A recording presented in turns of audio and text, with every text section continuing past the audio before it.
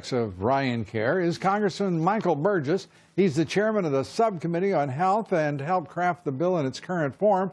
And he is the longest serving doctor in Congress, so he knows everything about ACHA, the Obamacare, and health care, most importantly of all. Doctor, great to have you with us, and it's good to see you. You're very kind. Thank you for having me on. Okay, well, that may expire here any second when we talk about Obamacare and Ryan Care, but I know that you feel strongly about the Ryan Care legislation. As you know, the conservatives in your caucus are deeply disappointed in what has been produced. Wait just a minute, because this is only one step of a multi-step process, and as I look back at the landscape, we are right on the cusp of the 7-year anniversary of the passage of the Affordable Care Act, and I have waited for this day for 7 long years. Sure, I want to get rid of the individual mandate. I want to get rid of the employer mandate, and we're on the verge of doing that. Is the bill, as it was reported out of my committee last week, is it perfect? No. In many ways it's not, but it is a positive first step, and credit to all the people that have worked so hard on this and put so much heart and soul into trying to get to this day. The Vice President has been with 3 groups that I've monitored today.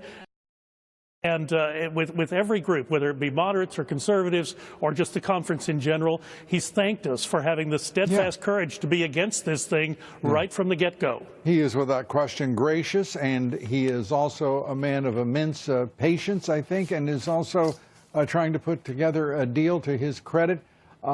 He's trying to put together a deal which, frankly, your leadership has made it more difficult than it need have been. 7 long years, as you put it. We know some of the issues. We know about chronic care and the immense burden that places on all health care dollars in this society. That bill does not address it.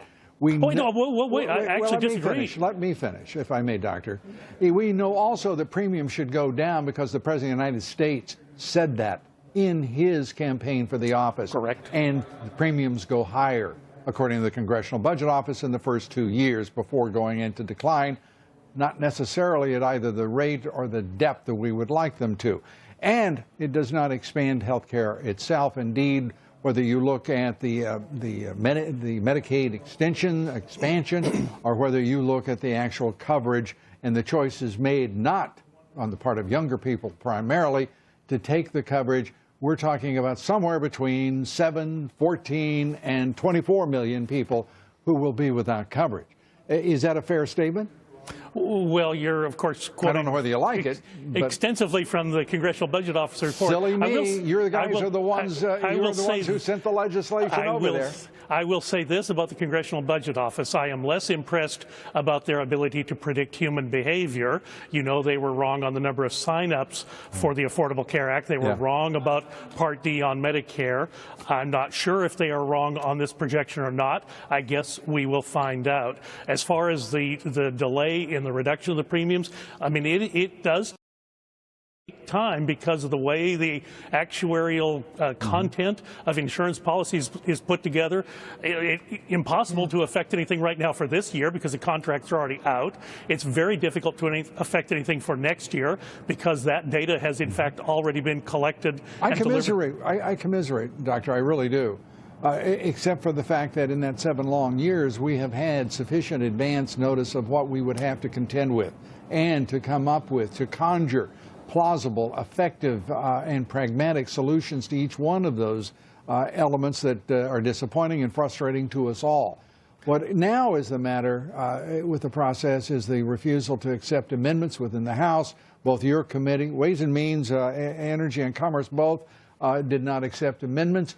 Now the legislation, we have to take it on faith that it would be moved to the Senate for a vote there, where what happens? We don't know, because there's no public hearing and there's no public discussion. And this is and we have a speaker, your speaker, telling us it's a binary choice, like we are third-rate, tag-alongs on citizenship in this country. We had a 27-hour markup in our humble little committee last week. Yeah, I understand. And it was a record. But you know what? You didn't amend a doggone thing. Well, the amendments that were offered were principally offered by the Democrats, and they were amendments that would have violated the rules of the Senate and ended the privilege to have this heard with a 51-vote majority over in the Senate. So they were, in effect, poison pill amendments. And yes, we did defeat all of the Democratic amendments. So I was actually proud of the men and women on the Energy and Commerce Committee for standing strong in that. Look, the president and the vice president have both said, if you've got ideas, we want to hear them. I think they have been open in that process, and we'll see what develops over the next week's time. Lucky me, I get to do it all again in the Rules Committee. Congressman, we got to jump. Congressman